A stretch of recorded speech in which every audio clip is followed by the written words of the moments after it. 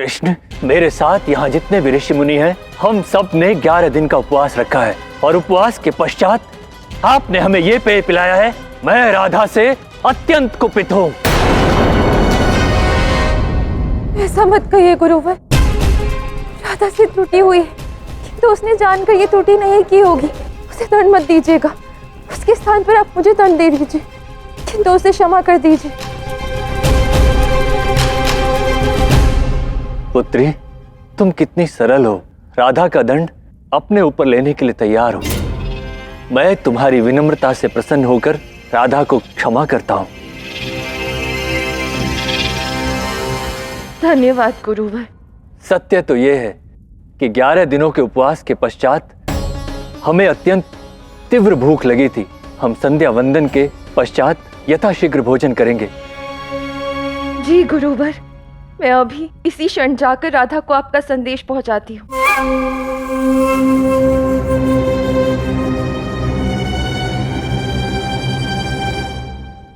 गुरुदेव, कुछ समय के लिए आज्ञा दीजिए।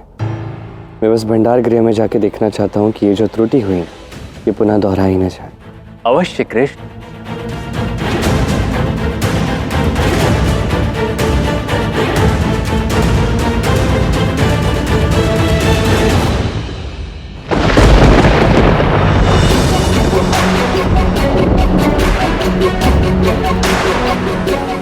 अरे रे, श्री कृष्ण स्वयं यहाँ पर गुरुवर की सेवा को छोड़कर स्वयं मुझसे मिलने आए हैं। क्या इतना प्रेम हो गया है आपको लक्ष्मी से? मेरी राधे के साथ तुमने छल किया है। बस वचन के कारण मैं मौन हूँ, किंतु मेरे गुरु के साथ जो अभद्रता तुम कर रही हो ये मैं नहीं सहूंगा लक्ष्मी। मैंने क्या किया? ये तो मेरा प्रेम है आपके प्रति जो मुझसे ये सब करवा रहा है। आप भले ही इसे अभद्रता कहें, किंतु प्रेम में जो कुछ भी किया जाए वो उचित है। ये प्रेम नहीं, कुचेष्टा है, मेरे गुरु का अपमान है अलक्ष्मी। अलक्ष्मी अपने साथ अपमान को भी लेकर चलती है। अपने साथ जो भी लेकर चलो, इतनी बुद्धि अवश्य रखना कि वो मेरे गुरु है, तो तुम्हारे इस कुकृत्य के लिए तुम्हें श्रापित भी कर सकते हैं। श्राप राधा को मिलेगा, मुझे नहीं। सांदीपनी को तो यही लग रहा है कि ये सब मैं नहीं राधा कर रही है, और मैं ये सुनिश्चित करके रहूंगी कि राधा किसी भी प्रकार उनके कोप से बच ना पाए। मुझे अनेक कार्य हैं मेरे प्रियतम, आप कृपा कर यहाँ से जाइए और मुझे मेरा कार्य करने दीजिए। वो क्या है ना कि राधा रसोई घर में मेरी प्रतीक्षा कर रही है, और क्या आपको ज्ञात है कि हम दोनों मिलकर भोजन पकाने वाले हैं। पिताश्री, आप यहाँ क्या कर रहे हैं? शीघ्र चलिए, वहां गुरुदेव आपको स्मरण कर रहे हैं।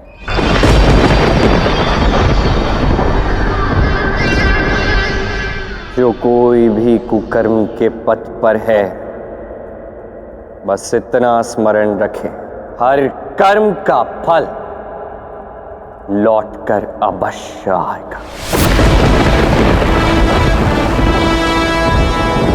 गुरु की सेवा सबसे प्रमुख कार्य है श्री कृष्ण। अरे वासुदेव,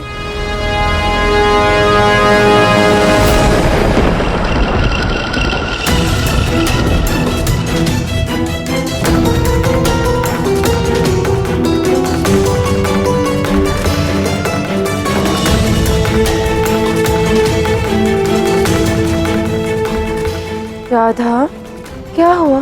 बड़ी चिंतित हो? अभी भी भोजन की पूर्ण व्यवस्था नहीं हुई है और ऋषिगणों के उपवास खोलने का समय आ गया है। ज्येष्ठा, मुझे ऐसा प्रतीत नहीं हो रहा कि हम भोजन की व्यवस्था पूर्ण रूप से कर पाएंगे।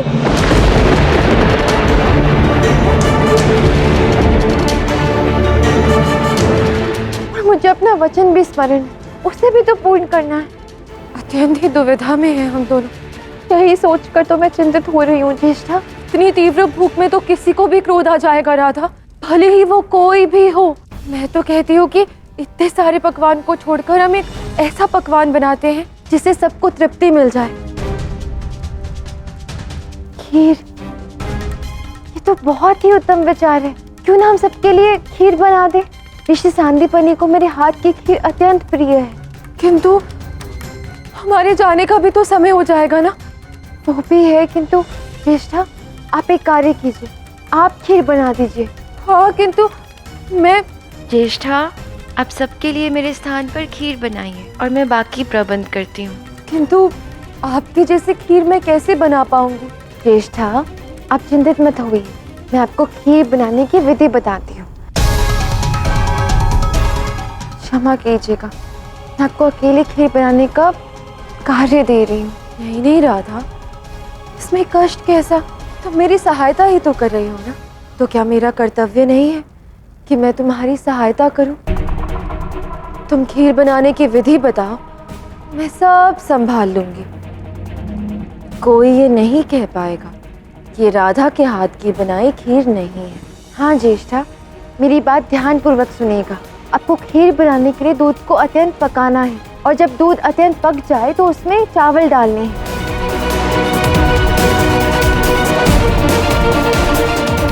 जैसी खीर मैं बनाने वाली हूँ उसके लिए मुझे इस विधि की आवश्यकता नहीं है। अलक्ष्मी के कारण देवी राधा को ऋषि सांदीपनि का क्रोध सहना पड़ेगा, क्योंकि आज 11 दिवस के पश्चात सभी ऋषि अपना व्रत खोलने वाले। अलक्ष्मी ने जो चाल चली है उससे सांदीपनि ऋषि को क्रोध आना अवश्यंभावी है। तो महादेव, क्या राधा को अकारण ही सांदीपनि ऋषि के क्रोध का सामना करना पड़ेगा? ये उचित नहीं है। जब अलक्ष्मी घर में प्रवेश करती है तो यही होता है।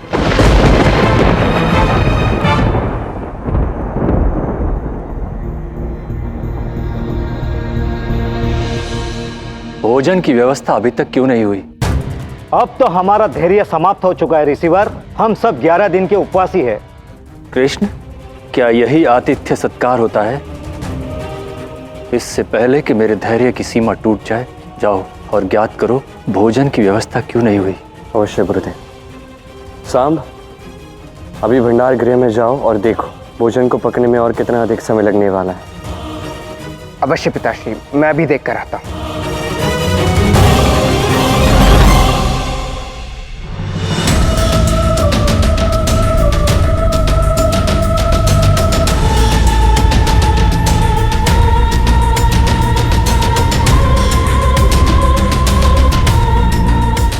मैंने सारे प्रबंध पूर्ण कर दिए।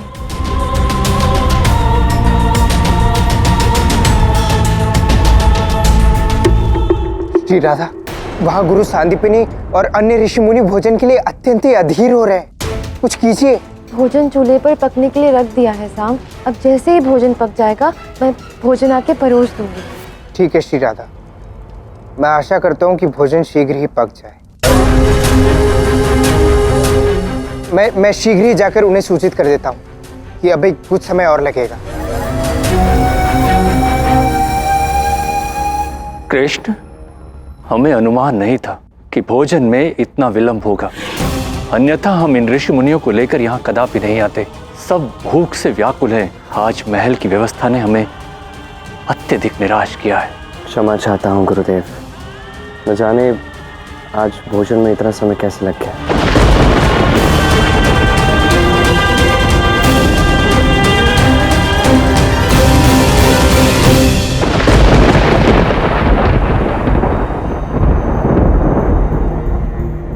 खाना, मुझे लगता है वहाँ रसोई में अभी और अधिक समय लगने वाला है। तो इससे पूर्व कि यहाँ कुछ अनुचित घटित हो जाए, हमें कोई उपाय निकालना होगा, अन्यथा गुरुवर के क्रोध को शांत कर पाना असंभव हो जाएगा। मेरे पास इसका एक उपाय है तब।